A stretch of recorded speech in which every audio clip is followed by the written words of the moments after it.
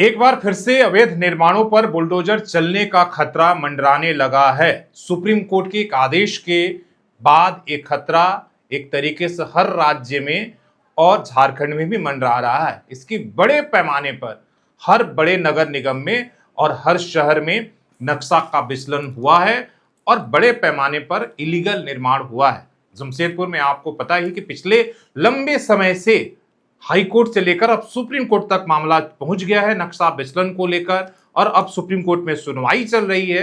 और इसी बीच में जो सुप्रीम कोर्ट ने टिप्पणी किया है उत्तर प्रदेश के मामले में, और उसके साथ साथ दिल्ली, बिहार और अन्य प्रदेशों को निर्माण को लेकर वो कहीं कहा जा रहा है कि एक तरीके से वो बेंचमार्क साबित ना हो और वो मामले में झारखंड और जमशेदपुर भी उससे अछूता नहीं रहेगा। इसलिए कि यहां भी जो मामला जमशेदपुर का सुप्रीम कोर्ट में गया है वहां भी इलीगल का ही है कि इलीगल निर्माण हुए हैं, जो नक्शा जितना सैंक्शन है उससे अधिक निर्माण किए गए हैं और उसके साथ उन्हें कंप्लीशन या ऑक्यूपेंसी सर्टिफिकेट नहीं है।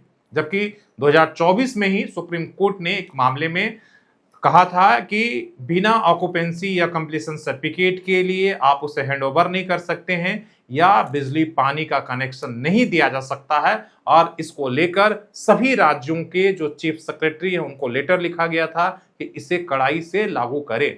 झारखंड में उसकी अनदेखी हुई और उसे ठंडे बस्ते में डाल दिया गया।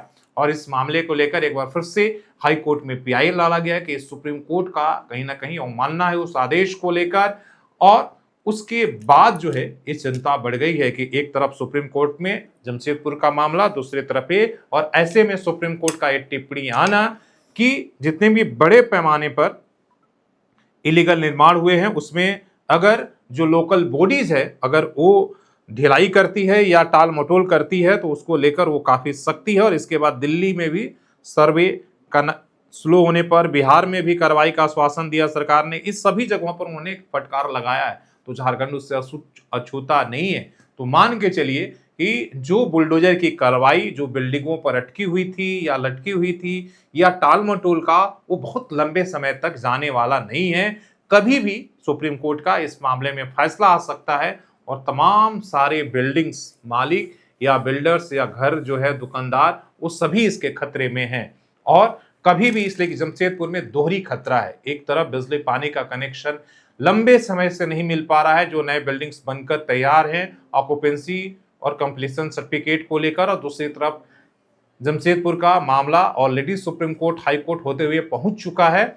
और वैसे में सुप्रीम कोर्ट लगातार जो फैसला एक के बाद एक दे रहा अन्य राज्यों के मामले में, इसलिए ये शंका और डर और भी बढ़ जाती है। तो देखना होगा कि इसमें जो लोकल बॉडीज है वो क्या रास्ता अख्तियार करती है, या नगर विकास विभाग किस तरीके से रांची, धनबाद, जमशेदपुर जैसे बड़े शहरों में जहां पर नक्शा का विचलन हुआ है, जहां पर ऑक्यूपेंसी और कंप्लीशन सर्टिफिकेट जैसी चीजों को नजरअंदाज कर दिया गया है, वहां अनदेखी किया गया, उस पर क्या कार्रवाई किस तरीके से बचाव करती है, या अंततः बुलडोजर चलना तय है। आप अपनी राय कमेंट करके जरूर बताइए, इसलिए कि क्या आपके इलाके में भी बड़े पैमाने पर अवैध निर्माण हुए हैं, जरूर अवगत करेंगे।